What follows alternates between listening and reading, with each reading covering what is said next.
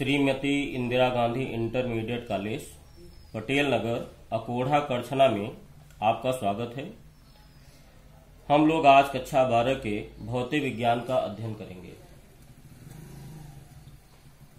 आप लोग जानते हैं साइंस, जिसकी हिंदी है विज्ञान, साइंस को 3 भागों में वर्गीकृत किया गया है। पहला है फिजिक्स, जिसको हिंदी में बोलते हैं भौतिक विज्ञान या भौतिकी। दूसरा है केमिस्ट्री, तीसरा है बायोलॉजी। पुनः फिजिक्स को 2 भागों में कैटेगराइज किया गया है। पहला है क्लासिकल फिजिक्स, दूसरा है मॉडर्न फिजिक्स। क्लासिकल फिजिक्स को हम हिंदी में चिर सम्मत भौतिकी कहते हैं और मॉडर्न फिजिक्स को हम हिंदी में आधुनिक भौतिकी कहते हैं। क्लासिकल फिजिक्स के अंतर्गत निम्नलिखित भाग आते हैं, जैसे mechanics, heat, sound wave, electromagnetism, optics. Electromagnetism को हम पुनः 2 भागों में कैटेगराइज कर सकते हैं, इलेक्ट्रोस्टैटिक्स और इलेक्ट्रोडायनेमिक्स। मॉडर्न फिजिक्स के अंतर्गत क्या क्या पार्ट आते हैं? Electronics, nuclear physics, particle physics, nano physics, condensed physics, solid state physics. प्यारे बच्चों, देखिए इधर राइट साइड में लिखा है C1। C1 मतलब कॉन्सेप्ट 1। अगर C1, C2, C3 इस तरीके से लिखा रहेगा तो ये कॉन्सेप्ट को डील करने के लिए पार्ट है। आपको नोट्स में कौन सा लिखना है? राइट साइड में अगर P1, P2, P3 इस तरीके से लिखा रहेगा, यानी पेज 1, पेज 2, पेज 3, ये आपको नोट्स में वही वाला लिखना है। ये कॉन्सेप्ट पार्ट को डील करने के लिए है। अब प्यारे बच्चों, पहला पार्ट हम लोग आते हैं इलेक्ट्रोस्टैटिक्स, जिसको हम हिंदी में बोलते हैं स्थिर वैद्युतिकी। इसके अंतर्गत पहला अध्याय आता है कूलाम का नियम तथा वैद्युत क्षेत्र, जिसको हम अंग्रेजी में कहते हैं Coulomb's law and electric field. इसमें हम स्थिर वैद्युतिकी में स्थिर आवेश के वैद्युत प्रभाव एवं आवेशों के इंटरेक्शन का अध्ययन किया जाता है। चूंकि इसमें आवेश शब्द का जिक्र हुआ है, इसलिए पहले हम ये जानेंगे कि आवेश की खोज कब हुई और कैसे हुई। आज से 2500 साल पहले एक यूनानी दार्शनिक थे जिनका नाम है थेल्स। उन्होंने देखा कि जब अंबर पदार्थ को ऊन से रगड़ा जाता है तो अंबर पदार्थ कागज के छोटे छोटे तिनकों को अपने ओर आकर्षित कर लेता है। ये अंबर पदार्थ कागज के छोटे छोटे तिनकों को क्यों आकर्षित करता है, इसका कारण थेल्स बताने में असफल रहे।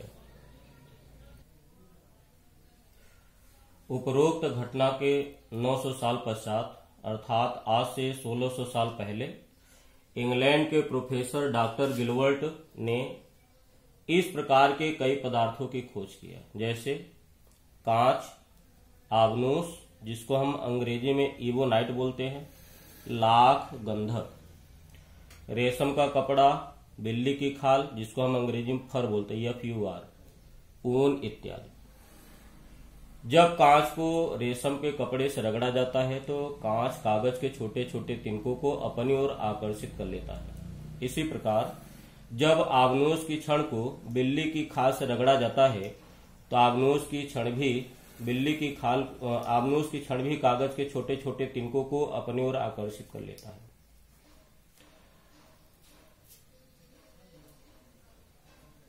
गिलबर्ट ने इस अद्भुत गुण का नाम आवेश रखा। जब 2 पदार्थों को आपस में रगड़ा जाता है तो वे एक दूसरे को आकर्षित करने लगते हैं और आकर्षित करने के इस अद्भुत गुण का नाम गिलबर्ट ने आवेश रखा, जिसको हम अंग्रेजी में चार्ज कहते हैं, CHARGE।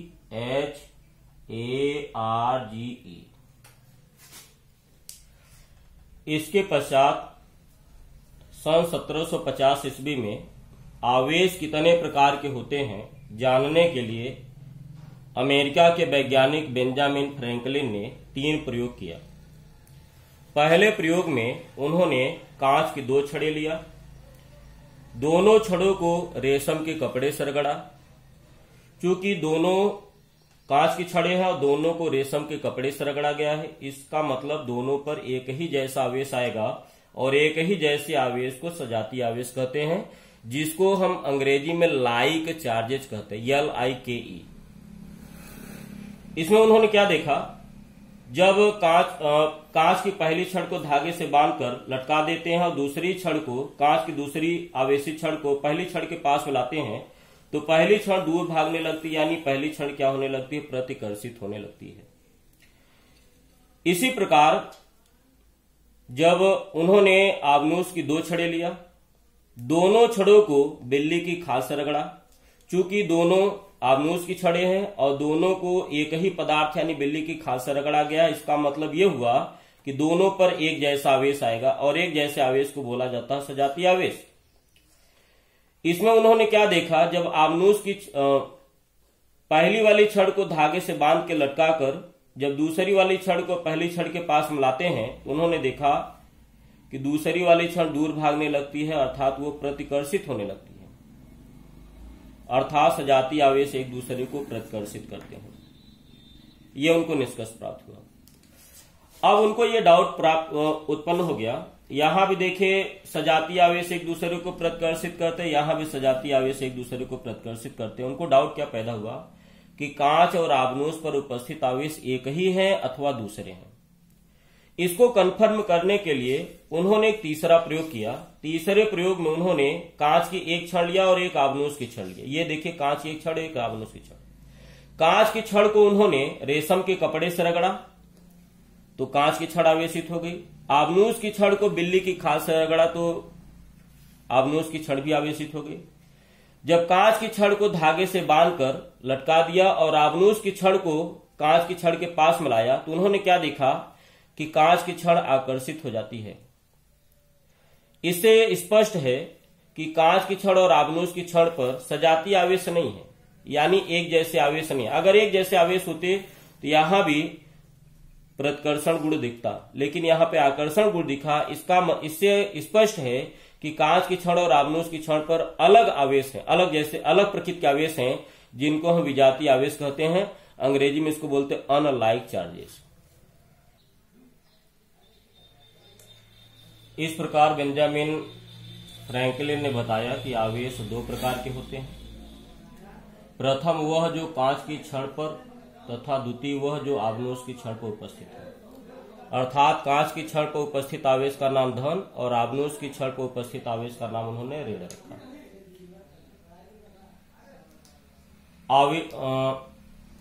अब देखिए आवेश का नाम जनरली, चूंकि यह खोज बेंजामिन फ्रैंकलिन ने किया, जनरली देखा जाता है कि वैज्ञानिक जो खोज करते हैं अपने ही नाम पर उसका नाम रख देते हैं। जैसे न्यूटन बल का मात्रक है, क्योंकि F बराबर m इंटू ए सूत्र न्यूटन ने इसको डिस्कवर किया तो उन्होंने बल का मात्रक अपने ही नाम पर न्यूटन रख दिया।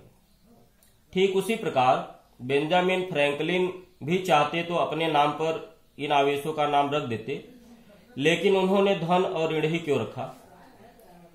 देखिए इसकी वजह क्या है। जैसे कोऑर्डिनेट सिस्टम में मूल बिंदु के राइट साइड के डिस्टेंस को प्लस और लेफ्ट साइड के डिस्टेंस को आप माइनस लेते, यहां धन और ऋण का मतलब दिशा है, डायरेक्शन। इन्होंने क्या किया, देखिए अभी जो पीछे आपने 3 प्रयोग आपने देखा था, उसमें जो पहला और दूसरा प्रयोग था, पहला और तीसरा प्रयोग, पहले प्रयोग में क्या देखा था कि कांच को प्रतिकर्षित कर रहा था और कांच आबनूस को क्या कर रहा था, आकर्षित कर रहा था। तीसरे प्रयोग में उन्होंने कांच को रेफरेंस लिया। तो अगर हम कांच की छड़ को यहां पर रेफरेंस मतलब स्थिर मान ले तो ये भी 2 कांच की आवेशित छड़ें हैं। तो पहली कांच की आवेशित छड़ जो रेफरेंस ली गई है ये दूसरी कांच की छड़ को रिपेल करती है, यानी प्रतिकर्षित करती है। दूसरी कांच की छड़ जो रेफरेंस ली गई है, स्थिर ली गई है, इसके समीप में दूसरी आबनूस की आवेशित छड़ को रखा जाता तो ये अट्रैक्ट होती यानी आकर्षित होती है। चूंकि इन दोनों पर आप देखेंगे कि इस पर बल की दिशा राइट साइड में और इस पर बल की दिशा लेफ्ट साइड में, यानी दोनों के बलों के डायरेक्शन अपोजिट है। अगर हम इधर की दिशा को प्लस बोले तो इधर की दिशा क्या हो जाएगी, माइनस हो जाएगी। इस आधार पर चूंकि दोनों छड़ों पर जो उपस्थित आवेश है उसका नेचर क्या है, अपोजिट है। इस कारण उन्होंने एक पर उपस्थित आवेश का नाम धन और एक पर उपस्थित आवेश का नाम ऋण रखा। अब हम पीछे तीनों प्रयोग में आते हैं। पहले प्रयोग में उन्होंने क्या देखा कि कांच की छड़ को क्या करती है, प्रतिकर्षित करती है। और बेंजामिन फ्रैंकलिन ने कांच की छड़ पर उपस्थित आवेश का नाम क्या रखा, धन। यानी ये भी कांच की छड़ धन आवेशित और ये भी कांच की छड़ धन आवेशित। इसका मतलब धन का सजातीय क्या है, धन है, और धन एक दूसरे को क्या करेंगे, प्रतिकर्षित करेंगे। इसी प्रकार दूसरे एक्सपेरिमेंट में आपने क्या देखा था कि आबनूस, दोनों आवेशित आबनूस की छड़ें एक दूसरे को क्या करती हैं, प्रतिकर्षित करती हैं। और बेंजामिन फ्रैंकलिन ने आबनूस की छड़ पर उपस्थित आवेश का नाम क्या रखा है, ऋण। यानी ये भी ऋण आवेश है, ये भी ऋण आवेश है।